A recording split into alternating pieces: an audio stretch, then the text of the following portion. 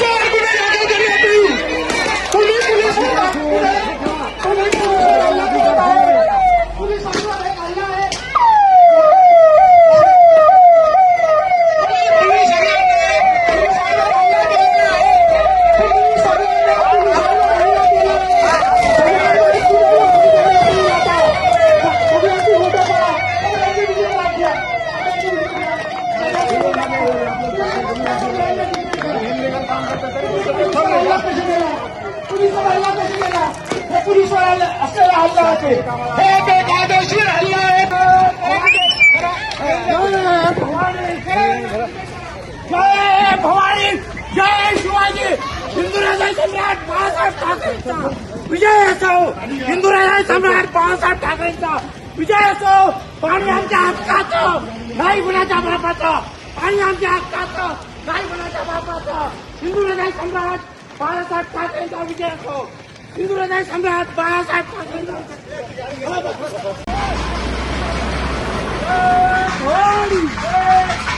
जय भवानी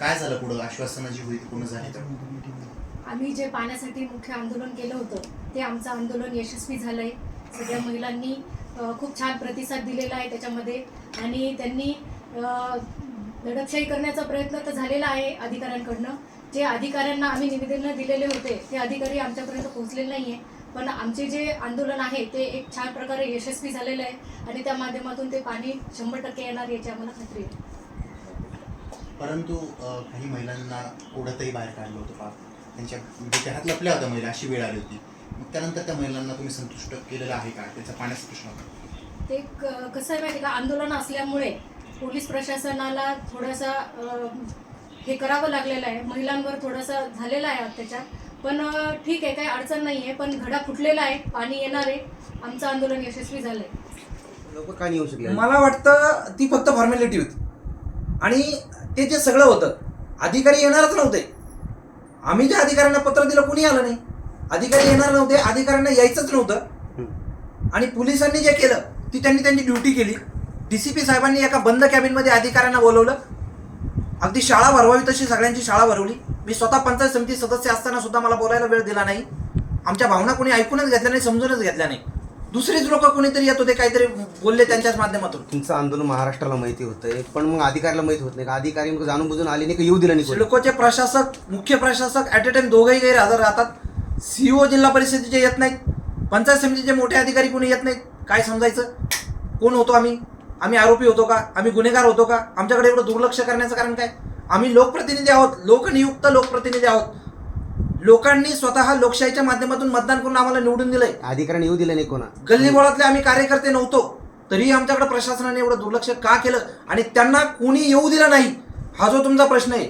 थोडासा मला पण संशय आहे एक मोठी शक्ती या सगळ्या गोष्टींच्या मागे आहे आणि त्या शक्तीनं आमचं आंदोलन दडपण्याचा पुरेपूर प्रयत्न केलाय कारण आम्ही जे सकाळपासून पाहिलं गेल्या 22 वर्षात मी कधीच पाहिलेलं नाही 1 तास मला आंदोलनात पोहोचायला लागला यात सर्व काही आलं भावना जी आहे ती बऱ्याच जणांची आहे तुमची पण आहे काय अधिकाऱ्यांच्या माध्यमातून जरी आमच्या हातात काही पडलं नसलं खरं तर आमचं ज्यांच्या विरोधात आंदोलन होतं ते अधिकारी त्या ठिकाणी उपलब्धच झाले नाही प्रशासनाचा प्रचंड मोठा दबाव त्यांच्यावरती होता आणि नंतर DCP साहेबांनी जी मीटिंग बोलावली त्याच्यामध्ये फक्त कुणीतरी असिस्टंट लेवलचे अधिकारी आले ज्यांना अधिकार नव्हतेच आश्वासन देण्याचं किंवा त्यांना काही ते बोलू शकत नव्हते.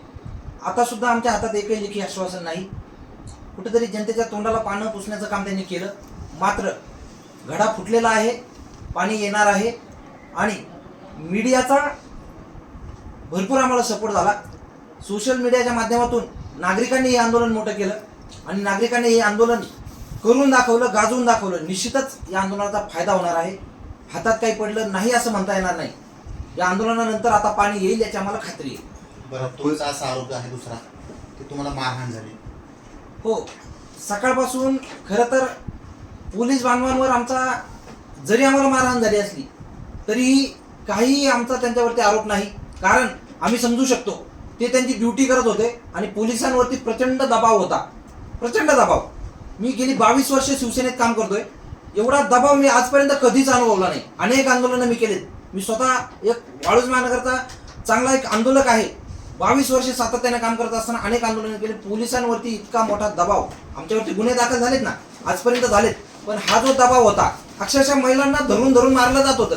घरातून महिला कळशी घेऊन बाहेर निघालेली दिसली तर त्यांना अडवलं जात होतं, त्यांना फटके दिले जात होते. मला स्वतःला मार बसला. कशासाठी? कोण होतो आम्ही अतिरेकी होतो का? आमचे काही क्राईम होते का? आम्हाला काय एवढं मारलं गेलं? आणि माझा CP साहेबांना पुन्हा एकदा तुमच्या माध्यमातून प्रश्न आहे, आम्हाला मारहाण करण्याचं कारण काय? आम्हाला समजलंच नाही, आता पण समजलेलं नाही. आता मी प्रेसच्या समोर कपडे नाही काढू शकत. माझी भावना समजून घ्या. पण माझ्या अंगावरती जर तुम्ही वळ बघितले ना तर ही दडपशाही काय होती आणि याच्या मागं कोणती ताकद होती? प्रशासनाने असं का केलं हा आम्हाला प्रश्न पडलाय. आजपर्यंतच्या एकाही आंदोलनात जो झाला नाही तो त्रास आज झाला. अक्षरशः मला स्वतःला आंदोलन स्थळी पोहोचताना माझे रस्ते जाम केले गेले. आंदोलन स्थळी पोहोचायला मला 1 तास पूर्ण लागला आणि आम्ही करणार काय होतो? फक्त घडा फोडायचा होता. लोकशाही मार्गाने विश्वरत्न डॉक्टर बाबासाहेब आंबेडकरांनी संविधानाच्या माध्यमातून आम्हाला दिलेला अधिकार आम्ही वापरत होतो. लोकशाही मार्गाने, शांततेच्या मार्गाने. मी आज सकाळीच आमच्या एका चॅनलच्या माध्यमातून मी विनंती केली होती नागरिकांना, कुणीही कायदा हातात घ्यायचा नाही, कुणीही आंदोलनाला गालबोट लागेल असं वागायचं नाही. आपण आपलं आंदोलन शांततेत करायचंय. आम्ही फक्त प्रशासनाचा निषेध करणार होतो, प्रशासनाचं लक्ष वेधणार होतो आणि आमच्या मायबाप जनतेला जो पाण्यासाठी संघर्ष करावा लागतोय.